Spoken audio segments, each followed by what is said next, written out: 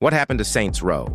Once the boldest, funniest, most chaotic open-world series out there, now it's struggling to remember who it is.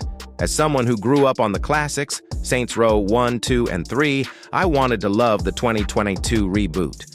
But it just didn't feel right. And now the original designer, Stockman, says the same thing. The man who helped build Saints Row from the ground up thinks the reboot missed the mark. But here's the twist. Embracer actually wants him to pitch a revival. Let's be real. The 2022 reboot looked okay on paper. A new city, new characters, modern vibe. But in execution, it lost its soul.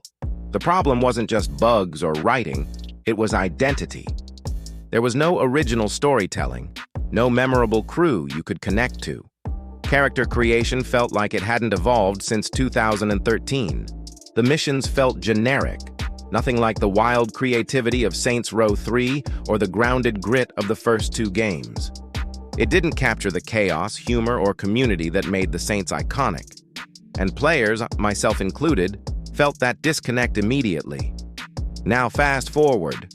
Stockman, the original design director of the first Saints Row, recently called the reboot out. He said straight up, it wasn't Saints Row at all. There is a level of expectation for a Saints Row game, and they missed the mark on all of them. But here's the exciting part. Embracer Group has asked him to pitch a revival. Yes, the guy who built Saints Row 1 might be leading a brand new comeback for the series. And this time, his vision is way more interesting. Stockman says he'd take it back to the beginning, literally, a 70s set prequel exploring how the original Saints formed.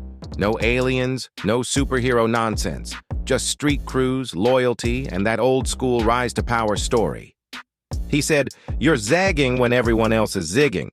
That's exactly what Saints Row needs. While everyone's chasing the next photorealistic GTA clone, Saints Row could return to stylized open-world storytelling, deeper character customization, and humor with heart.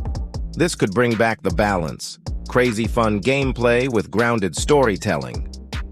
As someone who's been with this series since day one, I didn't want Saints Row to die. But I also don't want another half-hearted reboot that forgets what made the Saints special. The reboot failed because it tried to be everything, trendy, quirky, safe, and forgot to be itself.